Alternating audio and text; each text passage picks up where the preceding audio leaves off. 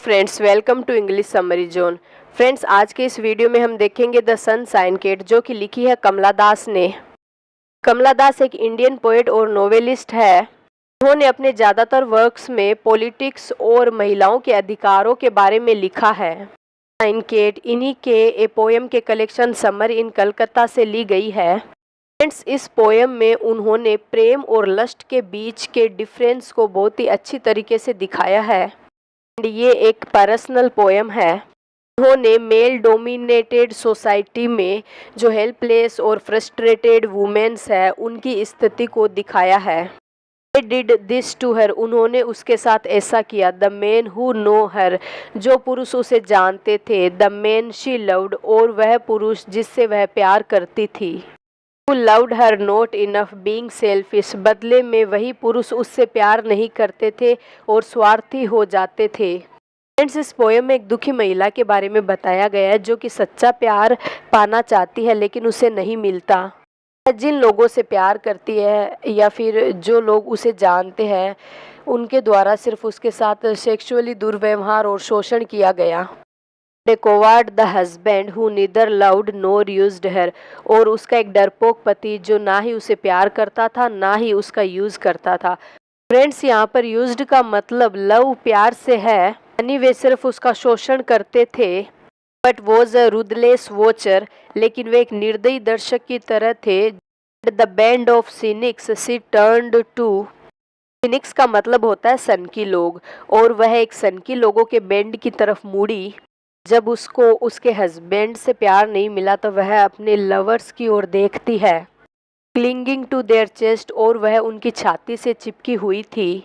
उसके लवर्स ने उसे टाइटली पकड़ के रखा है। Here new hair sprouted like great winged moth, वह महिला बड़े पंखों वाले पतंगों की तरह नए बालों के साथ उनकी छाती से चिपक गई, यानी उनके लवर्स ने उसे टाइटली पकड़ के रखा।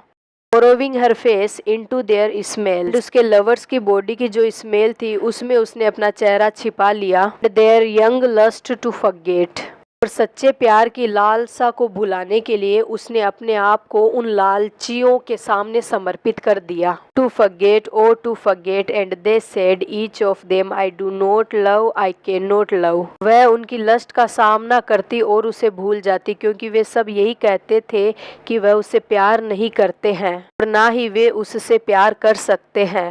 It is not my nature to love, वे कहते हैं कि प्यार करना उनके नेचर में नहीं है।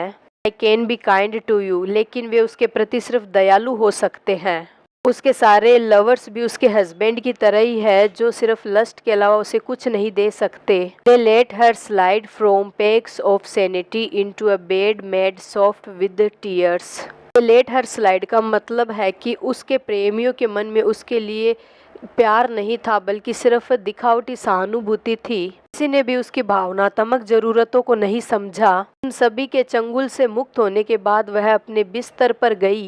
And C lay their weeping, और उसके प्रति जो उसके प्रेमी का उसके हस्बैंड का जो बिहेवियर था, जो निंदक व्यवहार था, वह उसे देखकर रोने लगी। और sleep had lost its use, यानी वह सो भी नहीं पाती थी। She'll build walls with tears, उसने अपने चारों ओर एक आंसुओं की दीवार बना ली, यानी वह पूरे दिन भर रोती रहती थी। She said walls to shut me in, और उसने खुद को उन आंसुओं की दीवारों के भीतर बंद कर लिया, यानी उसे इतना गिल्टी और निराश लग रहा था कि उसने खुद को जीवन से अलग कर लिया। Her husband shut her in every morning, locked her in a room of books, उसके पति ने उसे सुबह किताबों से भरे एक कमरे में बंद कर दिया। With a streak of sunshine lying near the door like a yellow cat to keep her company, सूरज की रोशनी की एक किरण उसके कमरे में आई और वही दरवाजे के पास पड़ी रही। ऐसा लग रहा था जैसे एक येलो कैट उसका साथ चाहती हो, यानी वह सूरज की किरणें उसे कंपनी दे रही थी। बट सून विंटर केम, लेकिन जल्द ही सर्दियों का मौसम शुरू हो गया। And one day while locking her in जब एक बार उसका हस्बैंड उसे लॉक कर रहा था, he noticed that the cat of sunshine was only a line, a half thin line. उसने एक किरण देखी जो कि एक बिल्ली की तरह लग रही थी, जो कि बहुत ही पतली लाइन की तरह थी. And in the evening when he returned to take her out, और जब वह शाम को घर आता है और उसे कमरे से बाहर निकालता है, she was a cold, तो वह पूरी तरह ठंडी हो जाती है, and half dead woman, और वह एक आधी मरी हुई महिला की तरह लगती है. Now of no use at all the men, और अब वह किसी भी पुरुष के काम आने के लायक नहीं रही. यानी उस महिला ने अब अपनी सारी एनर्जी खो दी और अब वह उन आदमियों के लिए एकदम बेकार हो गई थी. यहाँ पर पोएट को इन सब से घुटन महसूस होने लगी और उन्होंने अपना मानसिक संतुलन खो दिया. इस पोएम में मेन इस बात पर फोकस किया गया है कि जो सच्चा प्यार होता है वही सिर्फ व्यक्ति को भावनात्मक और स्पिरिचुअल संतुष्टि दे सकता है. तो चलिए फ्रेंड्स, अब मिलते हैं नेक्स्ट वीडियो.